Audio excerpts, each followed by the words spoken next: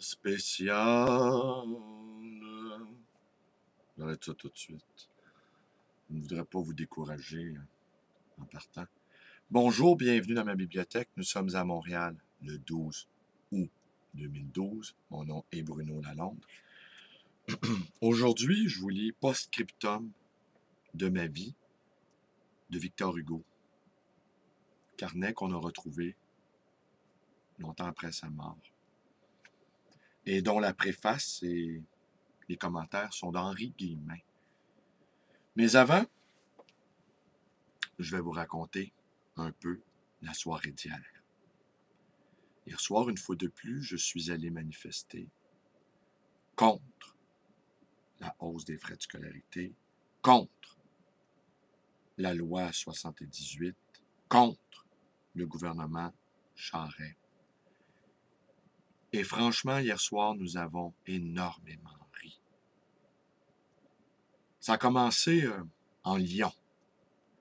4 jeunes hommes, quasiment nus, protégés par... protégeant leur sexe avec un bas, enroulé avec un élastique. Et ils avaient écrit sur le dos 78, en référence à la loi 78. Alors ces 4 jeunes hommes-là ouvraient notre cortège. Vous vous doutez bien que les réactions n'ont pas tardé autour de nous. Beaucoup d'applaudissements, beaucoup de photos. Beaucoup de jeunes femmes ont voulu se faire photographier en compagnie de ces très jeunes hommes-là. Et franchement, ça a donné tout un élan à cette manif nocturne. Par la suite, plus tard, un saxophoniste s'est joint à nous et il jouait très bien. Il interprétait entre autres La Panthère Rose. Toudoum, toudoum, toudoum, toudoum.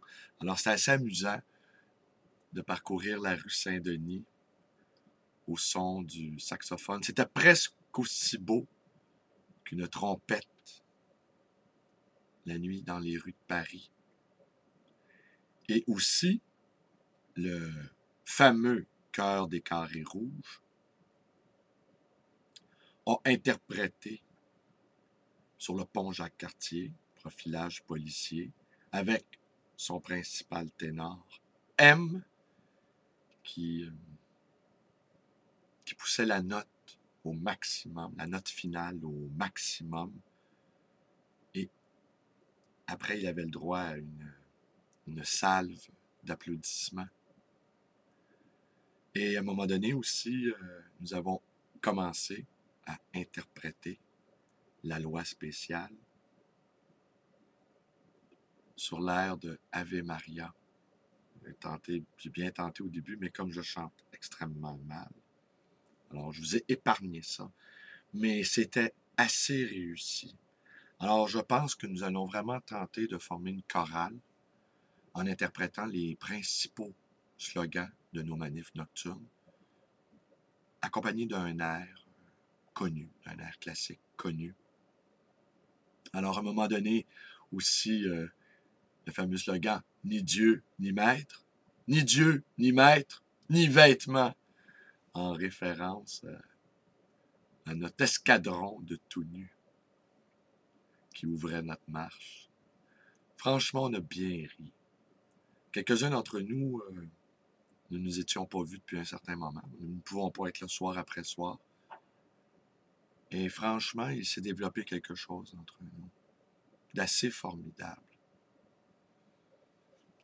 Voilà, je voulais partager avec vous ce petit moment de mes activités nocturnes. Je n'écris que d'une main, mais je combats des deux. Je suis à ce moment de la vie où la pensée devient attentive et ne se distrait plus. Je tâche de donner tous les jours plus complètement ma démission de la vie. Ce grand ciel m'attire. Ma vie se résume en 2 mots. Solitaire, solidaire. Mon premier cri en entrant dans l'exil fut « Par où s'en va-t-on » Mes grands garçons de fils m'embrassent en rentrant. Ce sont d'anciennes mœurs que nous avons gardées. Quand j'étais petit, j'ai beaucoup lu. Je me vautrais à même les bibliothèques. J'ai passé mon enfance à plat ventre sur les livres. Le sort mystérieux figure au sombre voile, debout la nuit dans l'ombre et sur un fond d'étoiles, a posé sur mon front ses mains de marbre noir. Je brave tout et je sens tout. Je suis une sensitive d'acier, du granit qu'à la peau fine. Il y a des hommes qui sont faits pour la société des femmes. Moi, je suis fait pour la société des enfants. Qui que tu sois, si tu es pensif en lisant, c'est à toi que je dédie mon œuvre. Le malheur s'est jeté sur moi, brusque et terrible, ainsi que l'ennemi par la brèche d'un mur.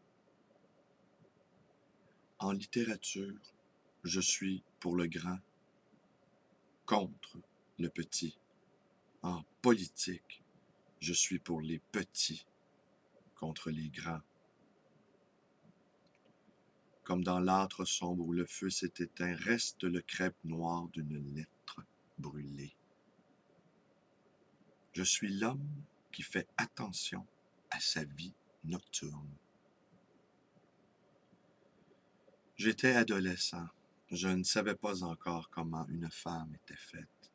J'allais regarder sous la jaquette de la Diane de bronze qui est dans la cour de la bibliothèque rue de Richelieu. Je vis dans le passé, pâle songeur des ombres et dans l'évanouie. J'ai toujours eu du goût pour les grands murs au pied desquels il y a de l'herbe. Un coin de terre, verte, nue, solitaire, enclos de murailles grises, me charme. Mettez-y du soleil, des pâquerettes et des papillons, et personne. Voilà, pour ma rêverie, un paradis. Leur bonheur était de déchirer le soir, sur les murs, les affiches du cirque, et de se partager les images qu'il y avait alors dessus, d'écuyers courant à grands guides et de chevaux sautant à travers des cerceaux.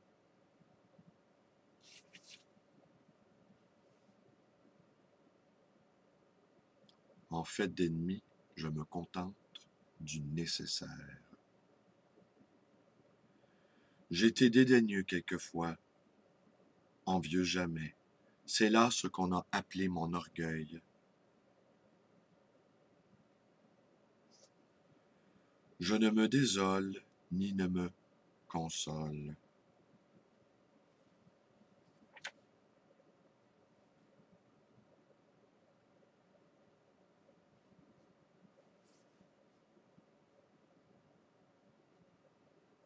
Je crois en Dieu.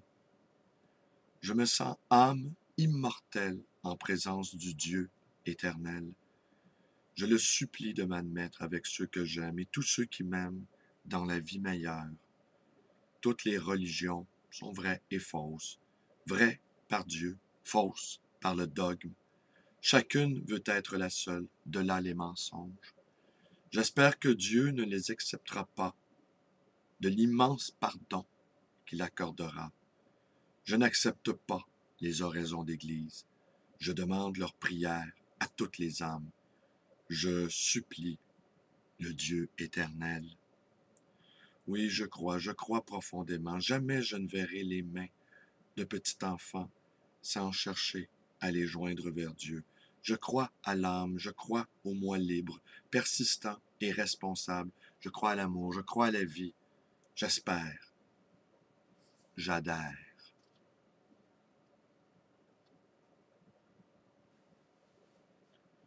Je songe à une pauvre créature en haillons que j'ai rencontrée hier dans les alentours de Fort-Régent. Elle est toute jeune et paraît vieille. Elle menait par la main une petite fille de 7 ou 8 ans. Moins déguenillée qu'elle, je lui ai demandé son âge en lui donnant quelques monnaies. Elle m'a répondu 17, 16 ans. Elle se prostitue aux soldats pour 2 sous. C'est terrible.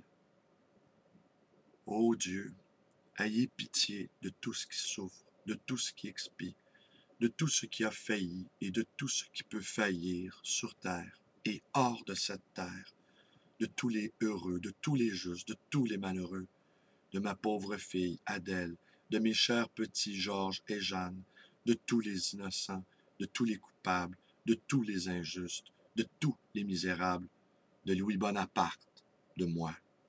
Ayez pitié de ma pauvre Adèle, ayez pitié. Délivrez, pardonnez, sauvez, transfigurez, ayez pitié d'elle et de moi, et de mon cher fils Victor, et de moi, et de tous, et de moi.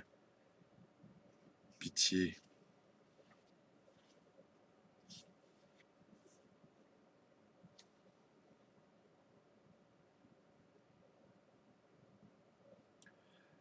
Malheur à qui aime sans être aimé. Ah, l'effrayante chose. Voyez cette femme. C'est un être charmant. Elle est douce, blanche, candide. Elle est la joie et l'amour du toit. Mais elle ne vous aime pas. Elle ne vous hait pas non plus. Elle ne vous aime pas, voilà tout. Sondez, si vous l'osez, la profondeur d'un tel désespoir. Regardez-la, elle ne vous comprend point. Parlez-lui, elle ne vous entend pas. Toutes vos pensées d'amour viennent se poser sur elle. Elle les laisse repartir comme elles sont venues, sans les chasser, sans les retenir.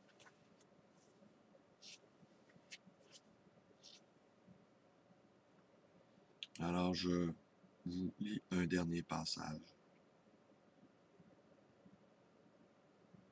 L'imperturbabilité de la corruption, la conscience qui se fait fille publique, les dégradés souriants, les déshonorés hautains, les vendus s'affichant eux-mêmes et disant leur prix pour faire envie, l'odeur sinistre que répand la putréfaction de cela.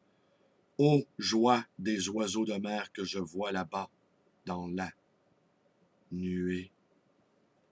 Ben voilà, ça ne nous fait pas penser à tous nos politiciens, là, venant de tout horizon, que ce soit en France, en Belgique, aux États-Unis, ici, au Québec, leur air satisfait, hein? Leur contentement horripilant, leur bonne humeur affichée, leur joie insolente, leur arrogance. Qu'est-ce qui leur fait croire qu'ils peuvent exercer ainsi du pouvoir sur nous? Hein? Qu'est-ce qui leur fait croire qu'ils sont appelés à exercer ce sinistre pouvoir sur nos consciences? Voilà, c'est tout pour aujourd'hui. Je vous remercie d'être avec moi. Mes vidéos vous plaisent. Vous connaissez la suite. Béla Lonsan. Vous pouvez devenir militante. Militant aussi. Facebook. J'aime mieux vous prévenir. Je suis plutôt du type envahissant. Vous pouvez me téléphoner à ma librairie dans le 514-736-0999. Et vous pouvez également me rendre visite à cette librairie d'occasion et d'ancien, le Livre Voyageur dans le quartier Côte-des-Neiges à Montréal. Alors, la voix enrouée, encore comme si j'avais bu, je ne bois jamais, comme si j'avais fumé, je ne fume pas, mais je manifeste ma présence. Merci et bonne journée.